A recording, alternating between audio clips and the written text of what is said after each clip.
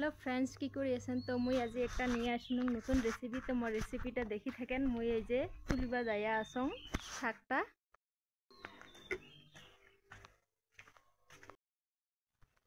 তো মই আজি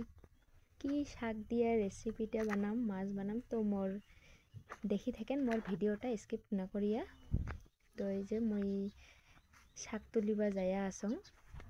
তো তোমরা গিলা ওই শাকটাক চিনা পান না নাপান তো আমরা গিলা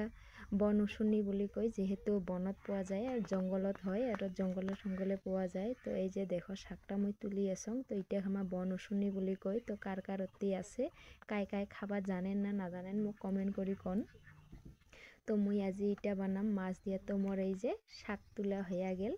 তো এই যে এটা আমার কই বন উশুনি যেহেতু জঙ্গলত হয়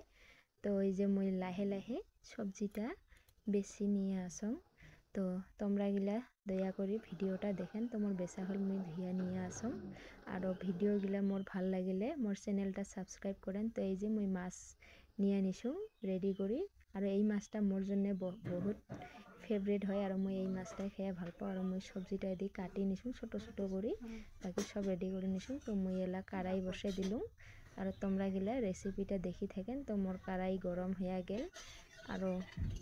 দিলুং এলা তেল তো তেলটা দিয়া মই এলা মাছটা লাহে লাহে করে ভাজি নিম তো তোমরা গিলা এইটা সবজি খাবা জানেন না না জানেন সবারে জায়গাত হয় তো এই সবজিটার একটা দিয়া বহুত গুণও আছে তো আমার মাছ ভাজাটা হয়ে গেল মই মাছটা এলা নামে নিম আর সবজিটার একটা গুণ কি আছে এই যে জ্বর ঠর হলে কারবা মুখ বেয়া হয়ে যায়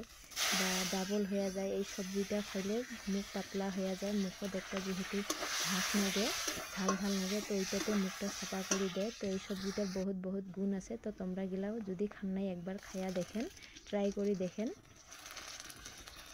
তো এই যে মোর পিঁয়াজ টিয়াজ ভাজি নিলাম তো পিঁয়াজটার কালার আসি গেল তো মই বাটি রাখা মশলাগুলো দিলাম মশলাগুলো অল্প টাইম ভাজি নেই এলা দিলুম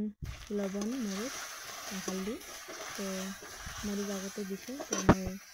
ভাজি নিম যেহেতু মশলাটা ভাজি নিব লাগবে তো মশলার কালারটা আসলে মশলার থেকে তেলটা বাইর হয়ে আসলে তারপিছত মই এই যে শাকটা কাটি রাখছো এটা মই দিয়ে দিম তো শাকটা দেওয়ার পিছত মই অল্প ভাজি নিম শাকটা দিয়ে তো এই যে মই ভাজি নিয়ে আসুন শাকটা বহুত ভাল হয় খাবার মাছ দিয়ে আরও বেশি ভাল লাগে তো তোমরা গিলাও খান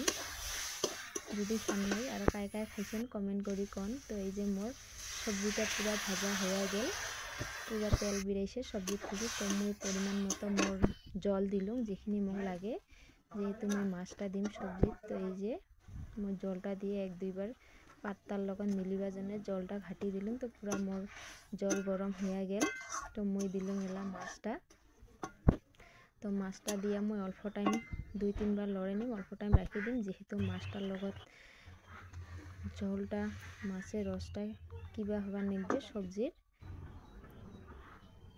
তো এই যে মোর